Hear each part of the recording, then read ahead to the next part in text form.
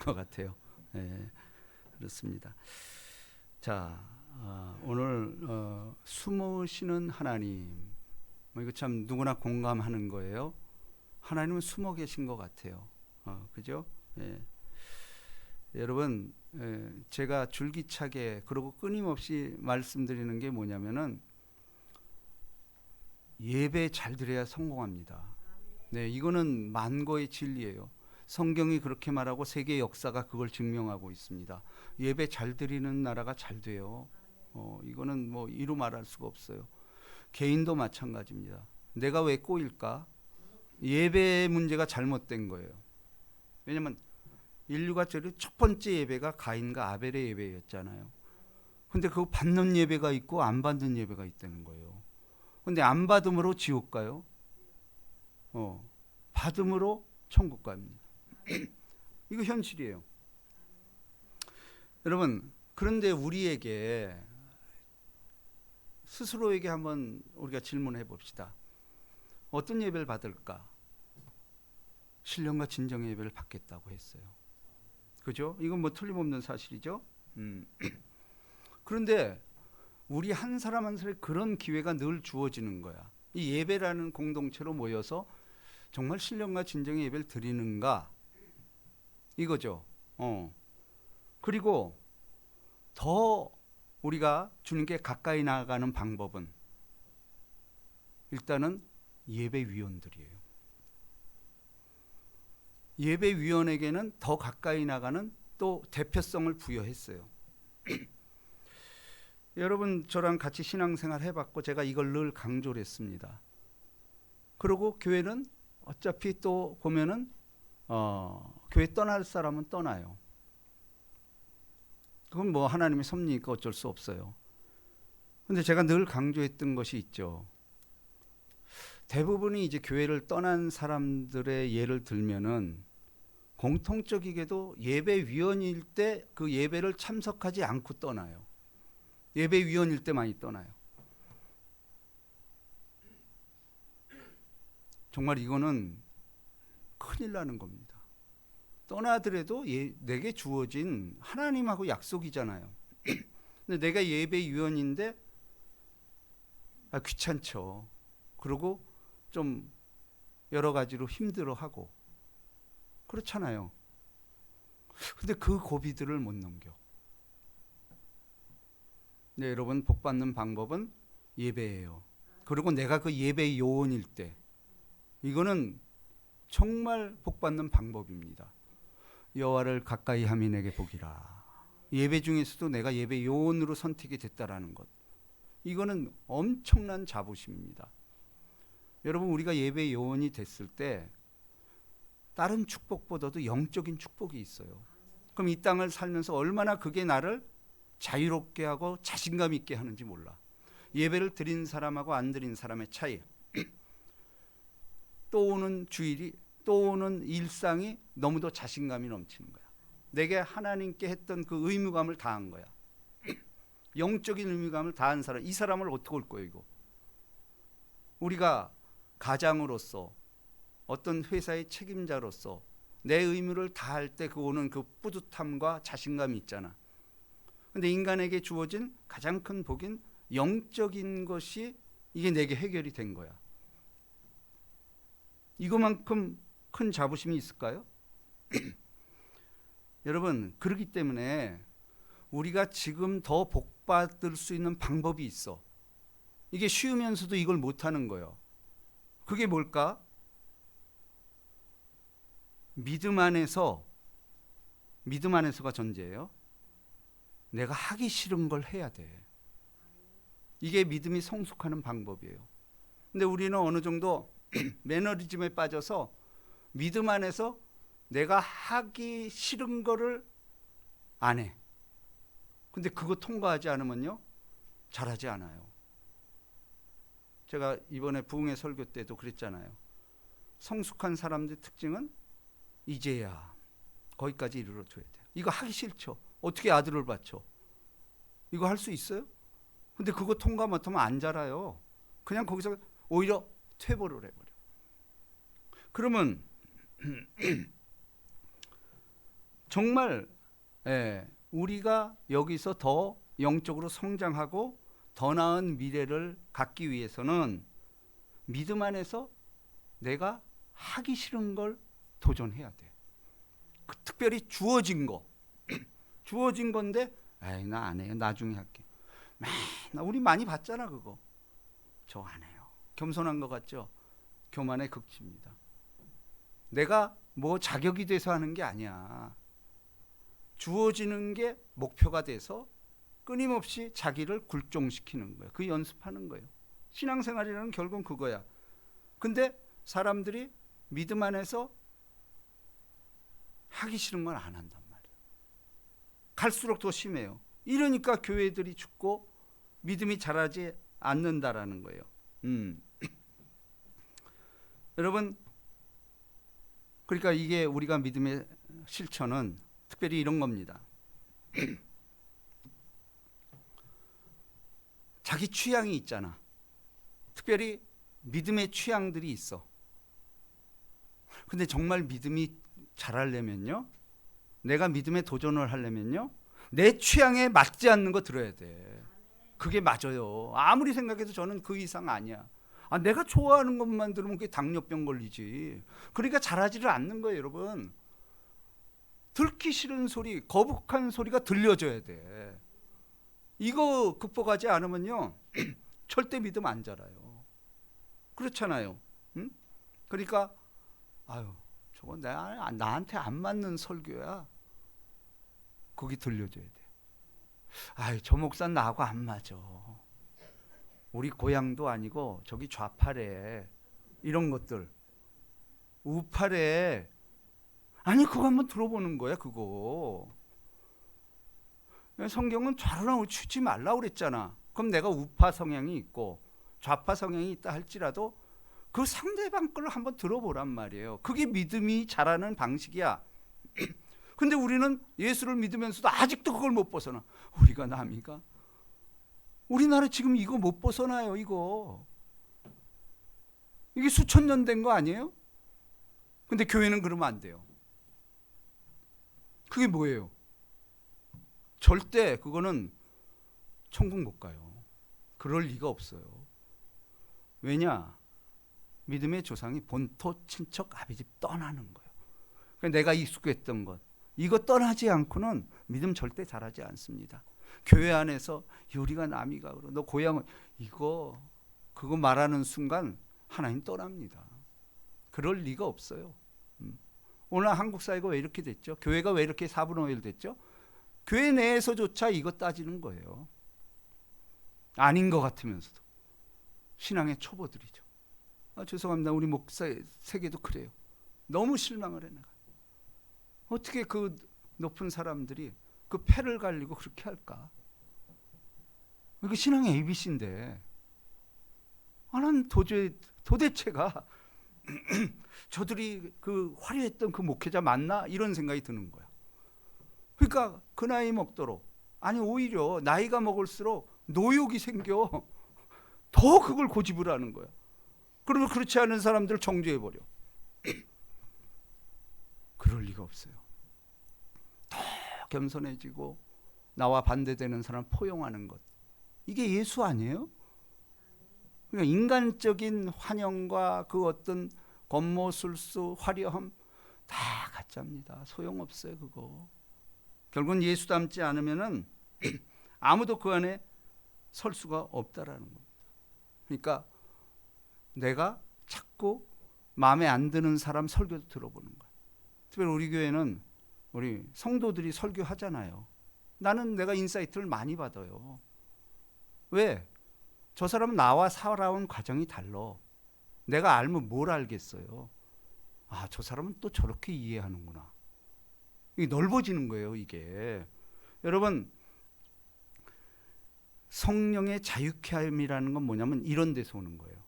내가 싫어하고 내가 혐오했던 그런 것들이 죄인도 원수도 친구로 변하는, 이게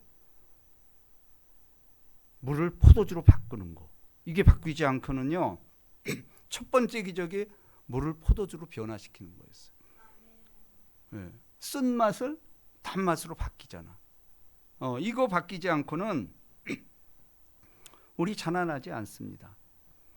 자, 오늘 보십시오. 여호와여 어찌하여 멀리 서시며 어찌하여 환난 때에 숨으시나이까. 이거 우리 고백이잖아요. 정말 그렇잖아요. 자, C.S. 루이스라는 순전한 기독교 저자가 이제 그분이 헤아리 본 슬픔이라는 책을 발표를 해요.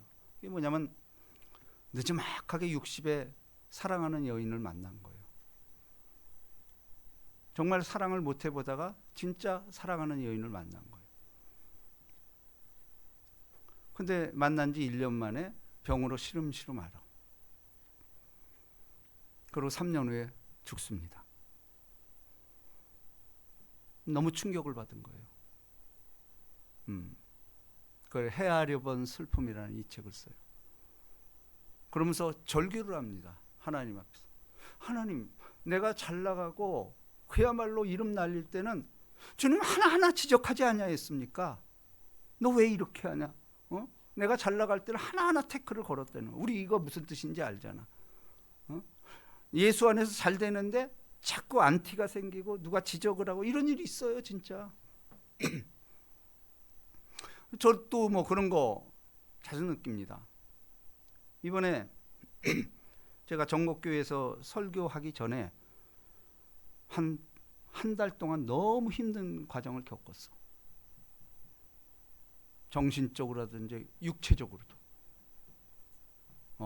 육체적으로 내가 그렇게 정말 통풍이라는 것 때문에 보통은 약 먹으면 한 3, 4일 갔어요.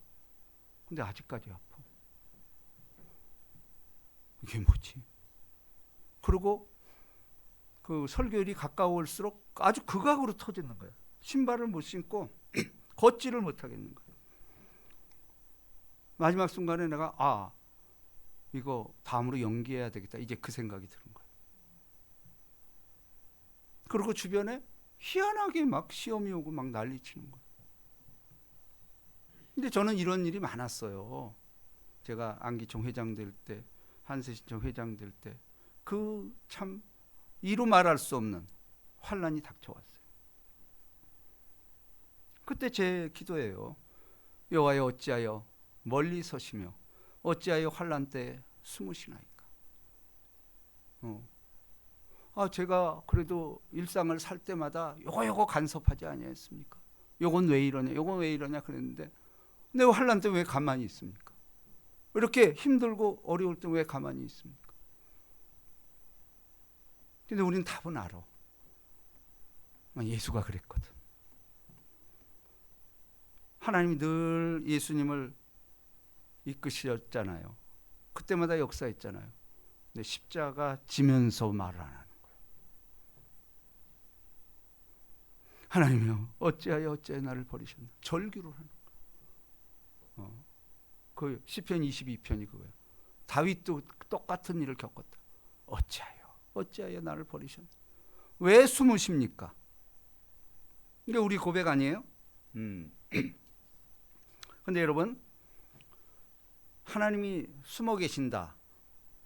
제가 첫 번째 드는 생각은 하나님 좀 내성적인가 보다. 이제 그런 생각을 하게 됐어요. 내성적이야. 외향적이지 않아.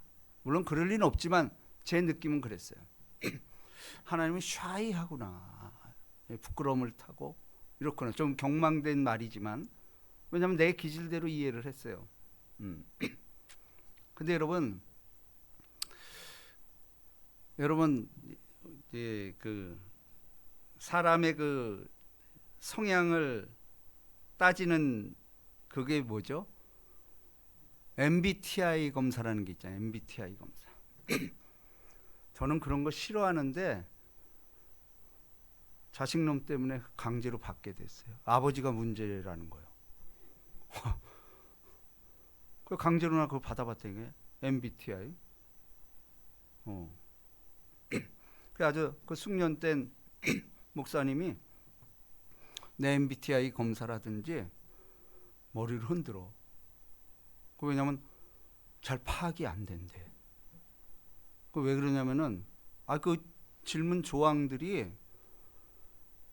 글쎄 난 뭐 그렇게 그러니까 약간 예방하는 것처럼도 하고 또 어떨 때는 진짜로도 하고 근데 그렇더라고. 좀 복잡해. 목사님 참 복잡하네요. 이러는 거야. 그러니까 그걸 아는 거야. 그 아닌데 긴 것처럼 얘기한 게 있다는 거야. 그거 아주 바로 봤어. 근데요, 저는 그거 싫어해요. 그 억지로 받은 거지. 예전부터 신학교 다닐 때도 그거 꼭 해요. 난 그거 안 했어. 왜 안 하냐? 일단은 성경적이지 않아요. 그리고 하나님이 내게 준 성품, 지성, 감성, 이거를 인간이 만든 거에 갖춰두기 난 싫었어. 진짜. 아니 하나님이 내게 준 게 있는데 하나님이 준 나를 인간이 만든 MBTI인데 가둬놓고 그걸 난도질해서 넌 요렇고 요렇고 해라? 난 이게 너무 싫었던 거예요. 거기 갇히기가 싫었어. 왜냐면 이 성경이 있는데 성령이 나를 이렇게 조명을 하고 이끄는데 MBTI가 뭐냐 이거요. 그러니까 여러분 제 생각에는 정말 성령 충만, 제가 그렇다는 게 아니고 그런 사람들은 MBTI면 복잡하게 나오는 게 맞아. 저는 맞는 것 같아. 이런 거죠. 예수 믿는 사람도 점치는 사람이 있다며. 근데 예수 믿는 사람은 점괘가 안 나온다는 거예요. 그게 맞는 거예요. 여러분, 자 이제 보십시다. 자 4절을 봅니다.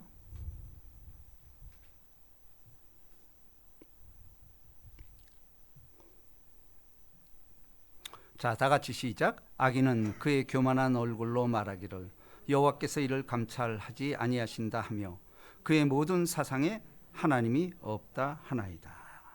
자 보세요. 그러니까 하나님이 숨어 계신 이유를 일단은 설명을 하는데 세상 사람들이 교만하고 악인 때문에 숨어 있다라는 거예요. 이게 굉장히 인사이트예요. 그리고 그들이 뭐라 그러냐면 그의 모든 사상에 하나님이 없다 하나이다. 근데 그렇잖아. 지금 세상이 안 그래요? 아니 나는 이게 교회까지 침투해 있어. 자유신학 이런 게 도입이 돼가지고 하나님 없어. 말은 그렇게 안 해도 그들이 하는 건 하나님이 없는 거야. 응? 지금 이거 아니에요? 모든 사상에 하나님이 없다 하나이다. 하나님 뭐예요? AI가 하나님이 돼버렸어. 거기서 다 답변을 하고 질문을 해요. 근데 이거 위험한 거 아시죠? 물론 지금은 아주 그냥 우리가 필요로 하는 거 잘 얘기를 해줘. 근데 여러분 이 AI가 악인의 권한에 들어가면 어떻게 되겠어요? 그땐 다 거기서 얘기하는 게 다 진리가 돼버려. 지금도 그렇잖아. AI에 웬만한 거 다 답을 내려. 근데 이것도 나는 세뇌하는 거야. 세상이 우리를 세뇌하는 거라니까.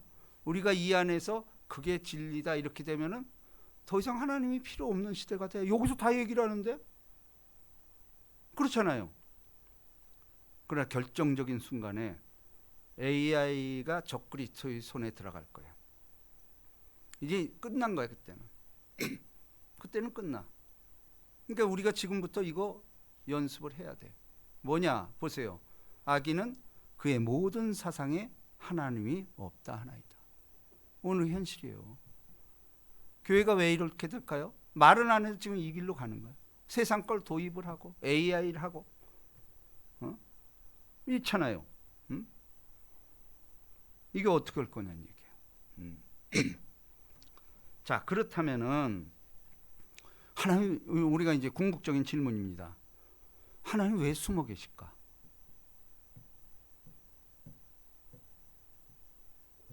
아니 그냥 짠 하고 맨날 나타나서 요놈 저놈 이렇게 하면 되지 않겠어? 근데 그럼 우리 살 수 있을까요? 하나님 맨날 붙어 다녀. 하나님 맨날 붙어 다닌다고 생각해봐. 재미없지. 이거 어떡할 거요. 그렇지 않아요? 이게 복이요. 왜냐하면 제가 늘 말씀드리지만 하나님이 숨어 계시는 이유는 우리를 존중하기 때문이래요. 일단은. 왜냐하면 자기의 형상과 모양대로 만들었어. 그러니까 너는 그런데다가 네 안에 내가 있잖아. 숨을 불어넣으셔 생명이 됐다고 그랬잖아. 물론 죄 짓고 나서 그게 없어졌지만 예수로 말미암아 다시 성령 시대가 됐잖아. 그죠? 그러니까 하나님이 숨어 계신 이유는 우리의 성장 때문이에요. 근데 이건 맞잖아요. 왜냐면 자, 우리가 이런 거를 우리 일상하고 비교를 해야 돼. 그럼 우리 일상 속에서 제가 이것도 몇 번 얘기했을 거예요. 우리 큰아들 어렸을 때, 그 참 제가 같이 이렇게 시장 다니는 걸 좋아했어요. 이렇게 밥 먹고 나서 이렇게 한 바퀴 그 광명시장 쪽을 돕니다. 같이. 근데 난 그게 너무 좋은 거야. 아들하고 걷는 길이. 그리고 그 시장에서 사람들 그 들썩거리면서 여기저기 그 호객하고 그리고 다투는 소리, 이런 소리들이 너무 아름답게 들리는 거야. 이 시장성을 좀 얘도 알아는 게 좋겠다. 근데 옛날에 이제 여의도 순복음에서 우리 아들을 잃어먹는 사건이 있어요. 그 사람이 많으니까 그 안에서 잊어버렸어. 얼마나 제가 놀랐는지. 예. 그런 트라우마가 있으니까 그래서 어떤 생각이 생기냐면은 이제 시장을 갈 때 이제 같이 가. 근데 어느 순간에 내가 딱 숨어버려. 왜 그렇죠? 그것도 있고 네가 길을 스스로 한번 익혀보라는 거지. 그죠? 그러면 내가 집에서 떨어져서 왔지만은 얘가 가면서 그 루트를 부모만 따라오면 그거 절대 못 익혀요. 근데 자꾸 이렇게 함으로써 길이 눈에 익을 거 아니에요. 그리고 자기 스스로가 이걸 집을 찾아가는 그 연습을 시키는 거야. 저는 그렇게 했어요. 그리고 그거 알죠? 이렇게 처음에는 당황해서 막 얼마 못 가고 이러다 막 울음을 터뜨려. 그럼 가서 안아주고 이렇게 하는 거예요. 그 다음부터 약간 또 난해한 시험 문제를 이렇게 계속 내는 거야. 그러면 얘가 이제는 어느 정도 이렇게 하고.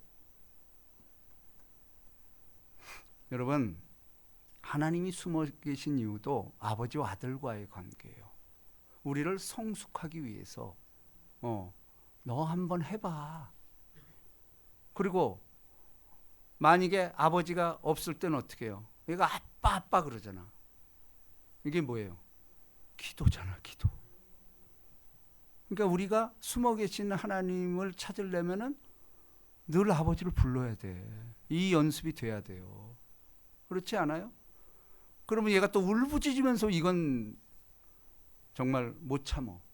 바로 달려가서 안아주잖아. 그죠? 그러니까 우리 믿음도 순수한 게 좋은 거야. 너는 내게 부르짖으라. 이 부르짖을 때 아버지가 응답하지. 아버지 어디 있어요? 안 나타나. 그러니까 우리가 때로는 이 불같은 순복음의 신앙 이게 좋아요. 내가 너무 환난 가운데 힘들고 내 힘으로 어떻게 하지 못할 때 어떡할 거요? 사람 살려 그러고 막 아버지 찾고 이게 맞잖아요. 그래서 일단은 하나님이 숨어 계시는 이유는 우리의 믿음 성장을 위해서 숨어 계시다라는 거예요. 이게 우리가 너무도 잘 알고 있는 거죠. 그리고 또 숨어 계시는 이유는 악인들 때문이에요. 오늘 이 악인 얘기가 나오잖아. 왜 악인들 때문에 숨어 계실까? 심판을 전제하고 있는 거예요. 악인에게도 기회를 주는 거야. 돌아올 때까지 긴 시간을 주는 거예요. 우리도 거기 아니었어요? 하나님 우리를 굉장히 참아주시고 많이 기다려 주신 거야.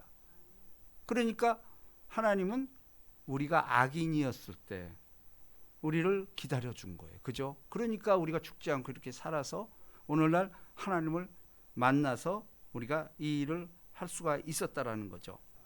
자, 10절을 봅니다.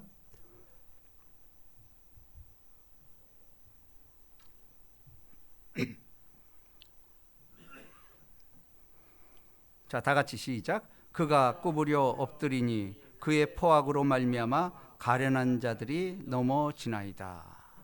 자, 이 믿는 사람과 악인이 있어요. 근데 우리가 이 세상을 대할 때 악인으로 말미암아 진짜 넘어지고 이런 경우 얼마나 많았어요. 그죠? 현실이야. 그리고 앞으로도 이런 일은 계속 반복이 될 겁니다.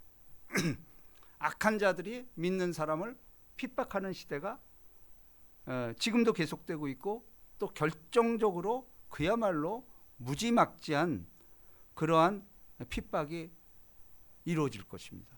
그래서 견뎌내는 자가 복이 있다는 거예요. 그래서 견디기가 어렵다라는 얘기예요. 그가 그의 마음에 이르기를 하나님이 잊으셨고 그의 얼굴을 가리셨으며 영원히 보지 아니리라 하나이다. 그러니까 그렇게 핍박을 가면서 너 하나님 찾아봐. 그리고 니네 하나님 도와주나 봐. 이거 우리에게 조롱한다라는 거예요. 자, 그럴 때 우리가 가만히 있으면 안 된다. 자, 12절 다 같이 읽습니다. 시작. 여호와여 일어나옵소서. 하나님이여 손을 두옵소서. 가난한 자들을 잊지 마옵소서. 우리가 가장 큰 핍박이 사실 가난이에요. 가난. 이 가난이 우리를 너무도 힘들게 합니다.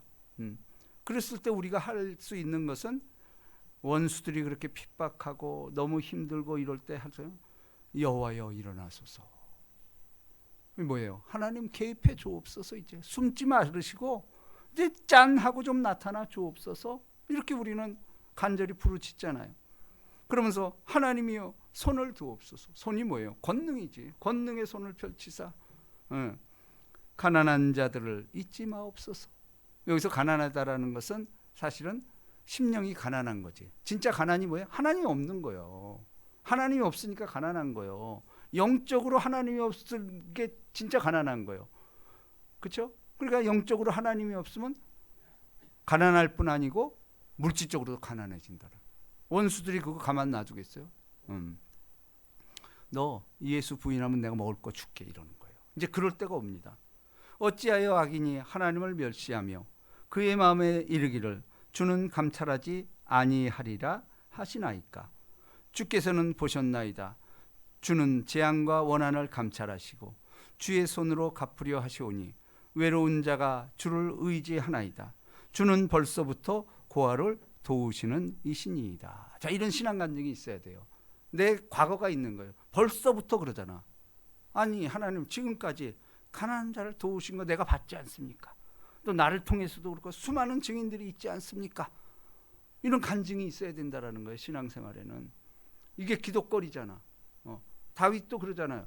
과거에 이렇게 현현했을 때 하나님 왜 지금은 침묵하냐라는 거예요. 이게 과거가 있었다라는 거죠. 신앙도 마찬가지입니다. 과거를 회고하면서 지금으로 끌어들이고 미래를 약속하라는 거예요. 근데 이 얘기를 왜 하죠? 결국은 이루어졌잖아.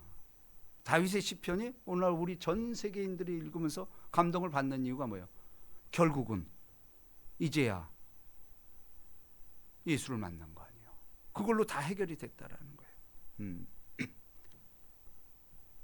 자, 결국은 우리가 여러분 이 어려움을 통해서 우리 믿는 자들에게 하나님이 하는 건 뭐냐면은 쉽게 설명하면 우리 믿음의 근육을 자라게 하는 거예요. 근육.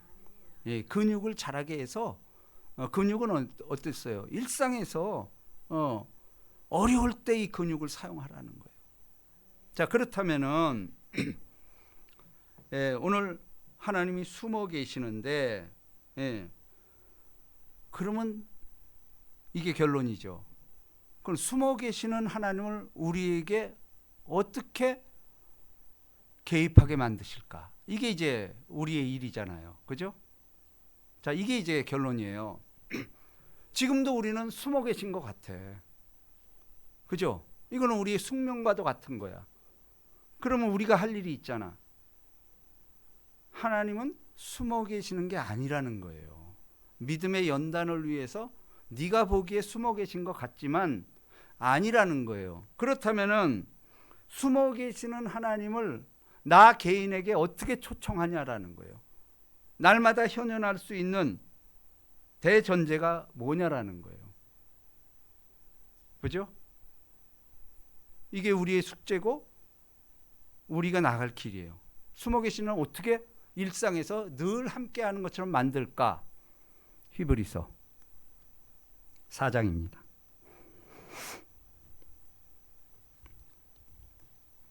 이게 중요하잖아요. 그죠? 숨어 계시는 것 같아 늘. 근데 숨어 계시는 이유가 있었어. 너를 도우려고 그래.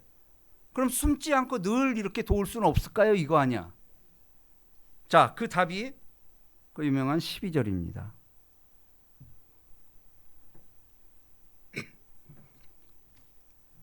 자, 다 같이 한 목소리로 시작.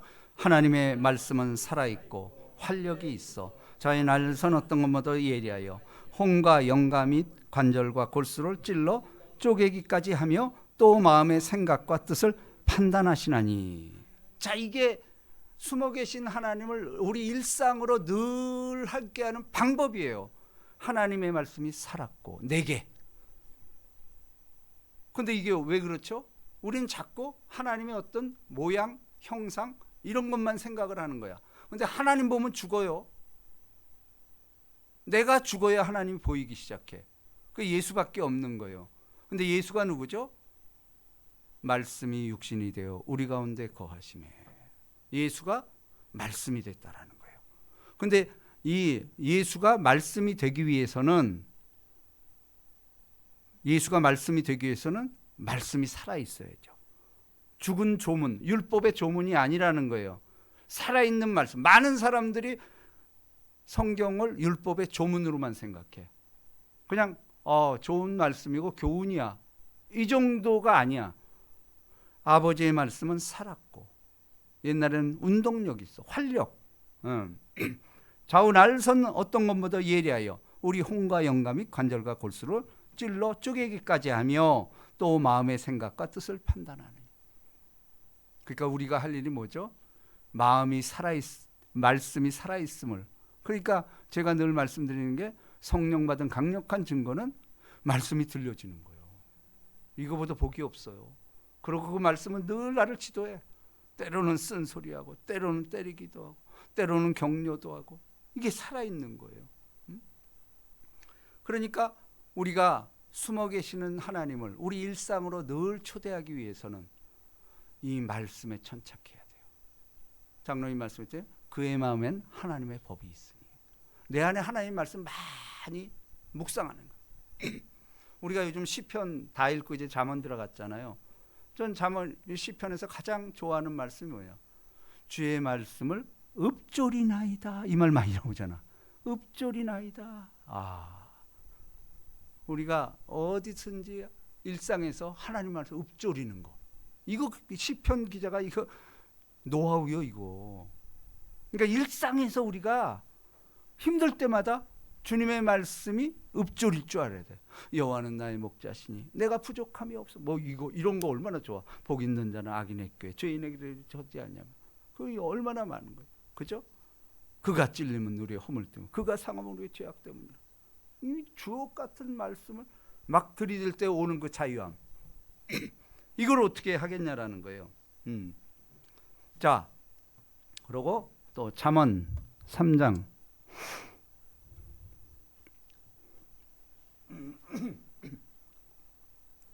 6절입니다.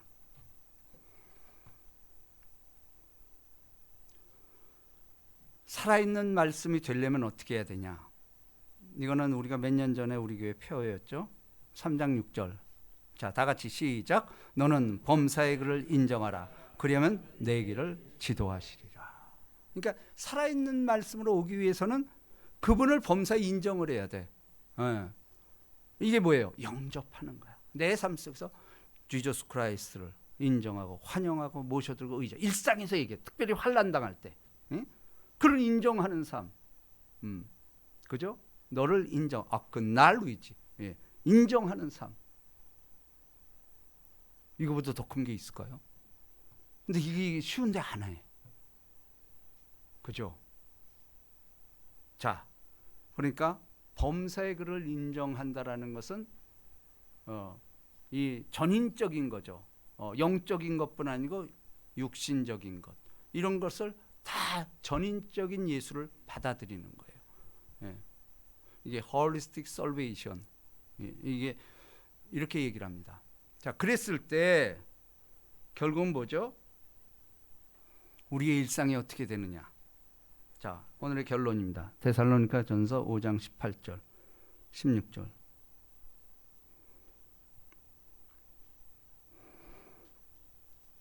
우리가 늘 그분과 같이 하는 삶. 이게 이제 자, 16절, 18절까지 오늘의 결론입니다. 시작. 항상 기뻐하라. 쉬지 말고 기도하라. 범사에 감사하라. 이것이 그리스도 예수 안에서 너희를 향하신 하나님의 뜻이니라. 그러니까 입술의 고백을 통해서 범사의 그를 인정하는 게 뭐냐? 기뻐하는 거라는 거예요. 처음엔 이게 어렵지만 자꾸 기뻐하는 연습을 해보세요. 그리고 쉬지 말고 기도한다라는 거 어디 가서든지 뭐 그냥 막 이러는 게 아니고 주여 그분을 인정하는 거야. 그분의 이름을 부르는 거야. 예수님. 그러고 이게 입술에 달고 사는 거야. 그 범사 인정하는 거예요. 하나님 뭐 긴 기도 싫어하셔. 그냥 이 안에 다 들어가 있는 거예요. 이게 생활화되고 습관화된 사람은 이런 사람 어떻게 이기냐는. 그래서 주여 삼창 뭐예요? 919. 다니엘서 919. 919가 뭐예요? 119. 미국에서는 919라고 하잖아. 한국에서는 1199고. 미국 기독교가 달라 역시. 919로 정한 거 아세요? 그게? 주여 들으시고 주여 용서하시고 주여 귀를 기우시고 행하소서 지체하지 마옵소서. 기독교 국가가 이 성경 구절까지 이렇게 딱 해놓은 거예요. 919 위기의 순간에 그죠? 예, 틀림없습니다. 이 복이 임하시기를 주님의 이름으로 축복합니다. 여러분 숨어 계시는 하나님은 가만히 있는 게 아니에요. 일하고 계세요. 우리 그 찬양 한번 합시다. 예.